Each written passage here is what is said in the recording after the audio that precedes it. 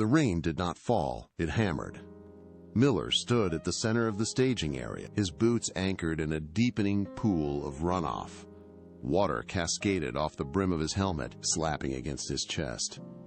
In his hands, the clipboard was losing the battle. The ink on his roster was bleeding, turning the names and unit designations into dark, illegible smears. He tried to shield the paper with his forearm, but the wind whipped the rain sideways, forcing it under his guard. Every line of his plan was liquefying. He looked down. Rain lashed, blurring his grip.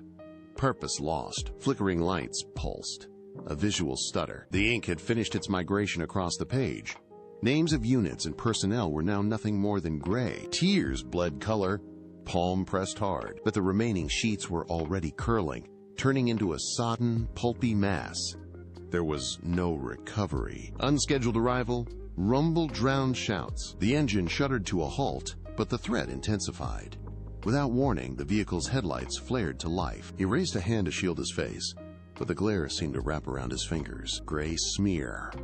The rain had breached the clip, soaking the edge of the paper and pulling the blue ink into long, mechanical efficiency that stood in sharp contrast to the surrounding disorder. They lined up by the front bumper, felt like an interrogation. Miller gripped the edge of the clipboard until his knuckles ached, but no words came. Eyes fixed, they waited, poised for his command. The rain intensified, drumming against their gear, but they remained standing in a rigid, expectant line, forcing Miller to confront the absolute void in his own planning. But the man inside had finally stepped away from the wreckage of his own failed process. His fingers brushed against the fabric lining before closing firmly around the cool, solid metal of his device. He pulled it out slowly, his grip firm and deliberate. As the device left the warmth of his pocket, the roar of the surrounding engines, the distant crackle of radio static, and the shouts of the crew began to recede. His world narrowed. He'd mastered the storm. Miller tapped the glass. A faint vibration hummed against his thumb, followed by an immediate, sharp transition. Oppressive shadows of the staging area. It did not flicker. It held steady against the driving rain, a beacon of absolute precision in a landscape of mud and confusion.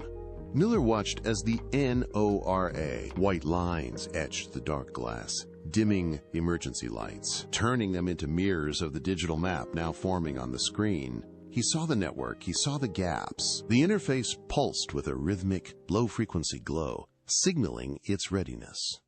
For the first time in hours, the rain continued to fall, but it no longer felt like an adversary. It was merely background noise to the silent, rising above the relentless drumming of the rain on his coat. How many mutual aid units are staged? The question hung in the air, stripped of the earlier panic that had colored his commands. It was a direct clinical inquiry. He held his position, waiting for the system to process his request, his presence slowing the frenetic pace of the surrounding environment as he demanded order from the chaos. Every muscle in his body was coiled, ready to execute the next phase of the operation the moment the data appeared. The response was not delayed by the storm. It was not filtered through the heavy, wet air. The N.O.R.A. Glass gleamed. Words bloomed instantly. List bloomed. Data danced on command. No crossed ink, no squinting. The screen presented the reality of the staging area in pure, unadulterated form, transforming the uncertainty of the situation into a tactical reality. His grip on the device tightened, not from tension, but from the sudden, sharp relief of knowing exactly what was at his disposal. The digital readout pulsed once, a heartbeat of machine-driven intelligence, confirming the status of his forces. The screen held the final line of data, steady and unmoving against the backdrop of the storm. Total personnel, 11. Miller stared at the number, his thumb tracing the edge of the device. The weight of the decision-making process, which had felt like a physical burden on his shoulders moments ago, evaporated. He counted the units again, his eyes flicking from the screen to the engines parked in the dark. 11 people. He knew exactly what that meant for the supply line and the rotation. The logic clicked into place like a gear locking into a drivetrain. His shoulders dropped an inch, his fingers relaxing into a firm, natural hold on the device. The uncertainty that had clouded his vision was gone, seeing not a mess of lights and engines, but a chessboard where he finally held all the pieces. He was ready to move. The strobing emergency lights no longer created a disorienting blur. They became markers on a grid. In his mind, he drew lines between them. He assigned the Pine Valley engine to the northern perimeter, identifying its specific water output capacity. He mentally moved the truck units to the secondary fire line, calculating the arrival time based on the distance between the staging zones.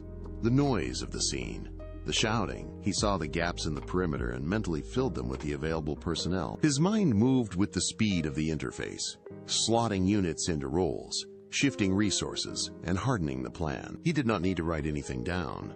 The architecture of the operation was complete, etched into his awareness. He tracked the movement of the crews, adjusting his mental map as they shifted positions. Every engine, the shift was immediate.